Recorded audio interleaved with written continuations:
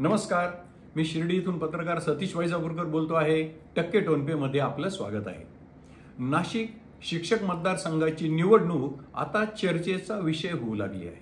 खरे तर लोकसभा निवडणुकीचा निकाल लागल्यानंतर म्हणजे 4 जून नंतर या लोकसभा निवडणुकीचा निकाल राज्याच्या राजकारणावर कुठला परिणाम करतो, काही नवीन समीकरण आकाराला येतील का, आणि हे जे महाराष्ट्रातले दिग्गज नेते आहेत त्यांच्या वाटचालीत काही बदल होतील काय, नवीन राजकीय समीकरणे आकाराला येतील काय, अशी कमालीची अनिश्चित राजकीय स्थिती सध्या महाराष्ट्रात आहे। आणि अशा कमालीच्या अनिश्चित परिस्थितीमध्ये नाशिक शिक्षक मतदारसंघाची निवडणूक जाहीर झाली आणि ती लगेचच पुढे ढकलली गेली। TDF जो की शिक्षकांची संघटना आहे, तिची मोठ्यापैकी बऱ्यापैकी मतदार आहे। एकेकाळी TDFचं या मतदारसंघावर वर्चस्व होतं।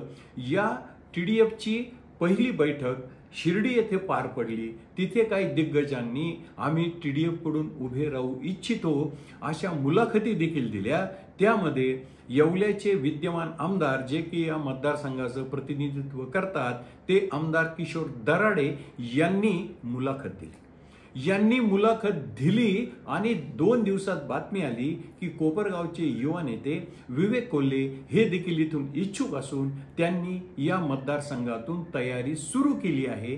ते एकाच वेळेस मागच्या आपण व्हिडिओमध्ये बघितल्याप्रमाणे शुगर लॉबीचं म्हणजे सहकारी साखर कारखानदारी आणि शैक्षणिक संस्था या दोन्हीही बलस्थानाशी संबंधित असलेले युवा उमेदवार या मतदारसंघात ठरणार आहेत।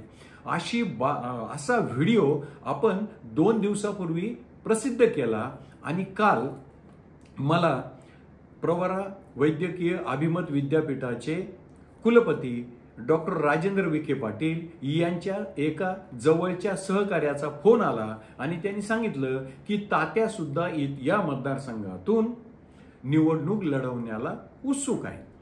तर मी त्यांना सांगितलं की बुवा तुम्ही हे सांगता उत्सुक आहे, पण त्या दृष्टीने हालचाली काय झाल्या आहेत। तर त्यांनी सांगितलं की मी तात्यांशी बोलून घ्या। मग मी तात्यांना म्हणजे डॉक्टर राजेंद्र विखे पाटलांना फोन लावला। मी विचारलं तात्या तुमची तब्येत कशी आहे, आणि मग त्यांना विचारणा केली की आपण या मतदारसंघातून लढण्यास उत्सुक आहात का, त्या दृष्टीने तयारी सुरू केली आहे का। तर त्यांनी सांगितलं की माझ्या सहकार्यांचा मला फार आग्रह आहे आणि मी येथून निवडणूक लढवणार आहे। याच मी त्यांना परत एकदा विचारलं की आपण या मतदारसंघातून निवडणूक लढवण्यास उत्सुक आहात का। तर त्यांनी सांगितलं की मी तयारी सुरू केली आहे, यातच सर्व काही आलं आहे, अर्थ स्पष्ट आहे। राजेंद्र विखे पाटील पुन्हा निवडणुकीच्या मैदानात उतरू इच्छितात। आता तुम्ही म्हणाल पुन्हा निवडणुकीच्या मैदानात उतरू इच्छिता असा शब्दप्रयोग तुम्ही का करता। तर याचं कारण खरे तर ते नाशिक पदवीधर मतदारसंघातून निवडणुकीसाठी उत्सुक होते। त्यांनी त्या निवडणुकीची तयारी केली होती। बऱ्याच वर्ष आधी म्हणजे 1-2 वर्ष आधी मोठ्या प्रमाणावर मतदार नोंदणी देखील केली होती, परंतु राजकीय समीकरण बदलली। खरं तर संगमनेरचे डॉक्टर सुधीर तांबे जे की नाशिक पदवीधरचे त्यावेळेचे आमदार होते त्यांच्यात आणि न जाणो कदाचित डॉक्टर राजेंद्र विखे पाटलात लढत होईल आणि त्या निमित्ताने पुन्हा थोरात विखे पाटील असा संघर्ष पाहायला मिळेल अशी परिस्थिती त्या काळी निर्माण झाली होती। अचानक परिस्थिती बदलली। डॉक्टर सुधीर तांबे आणि डॉक्टर राजेंद्र विखे पाटील यांची दोघांची तयारी असतानाही दोघांची ही नावं मागे पडली आणि सत्यजित तांबे तेथून नाट्यमयरित्या अपक्ष म्हणून निवडून आले। या अचानक बदललेल्या राजकीय समीकरणामुळे राजेंद्र विखे पाटलांना त्यावेळेस माघार घ्यावी लागली, म्हणून आता ते या शिक्षक मतदारसंघातून इच्छुक आहेत।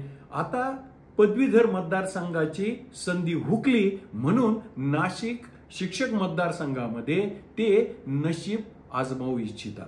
त्यांच्या सहकाऱ्यांच्या म्हणण्यानुसार प्रवरा शिक्षण संस्थेचे ते 25 वर्षापासून प्रवरा शिक्षण संस्थेचे ते संचालक आहे. 25 वर्षापासून सावित्रीबाई फुले पुणे विद्यापीठाच्या सिनेटचे सदस्य आहेत. त्यातील 10 वर्षे ते या विद्यापीठाच्या मॅनेजमेंट काउन्सिलचे देखील सदस्य आहे. आणि मी जो शब्द प्रयोग केला त्यांच्या सहकाऱ्यांनी सांगितल्यानुसार 7 ते 8 हजार मतांचा गठ्ठा आपल्याकडे असल्याचा त्यांचा दावा आहे. आता मगाशी मी सांगितलं की मी ज्यावेळेस फोनवरून त्यांच्याशी बोललो त्यावेळेस त्यांनी सांगितलं की या मतदारसंघातून मी उमेदवारी करावी असा माझ्या सहकाऱ्यांचा आग्रह आहे. माझी उमेदवारी निश्चित आहे असे म्हटले तरी चालेल. मी तयारी सुरू केली आहे.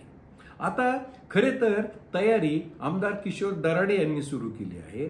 युवा नेते विवेक भैया कोल्हे यांनी सुरू केली आहे. आणि आता त्यात डॉक्टर राजेंद्र विखे पाटलांची भर पडते आहे. आता आणखी काही दिग्गज नेते आहेत तेही शैक्षणिक संस्थांशी संबंधित आहे. ते देखील इथून लढण्यास इच्छुक आहेत. पण मुद्दा असा आहे हे दिग्गज मंडळी ज्या ज्या राजकीय पक्षाशी संबंधित आहेत तेथे त्यांचे त्यांच्या पक्षश्रेष्ठींच्या हातात रिमोट कंट्रोल आहे. त्यामुळे हे रिमोट कंट्रोल त्यांची दिशा ठरवणार आहेत. आज जरी ते कुणीही इथून इच्छुक असलं तरी मी जसं सांगितलं की लोकसभा निवडणुकीच्या निकालानंतर राज्यामध्ये काय परिस्थिती निर्माण होती त्याचे पडसाद या निवडणुकीवर देखील पडणार आहेत. या सगळ्या दिग्गजांचे रिमोट कंट्रोल त्यांच्या पक्षश्रेष्ठींच्या हाती आहेत. म्हणून जरी विवेक कोल्हे पाठोपाठ राजेंद्र विखे पाटील या सगळ्यांनी या मतदारसंघातून निवडणूक लढवण्याची तयारी सुरू केली, इच्छा व्यक्त केली असली तरी अद्याप दिल्ली बहुत नाही पण दिल्ली थोडी दूर आहे.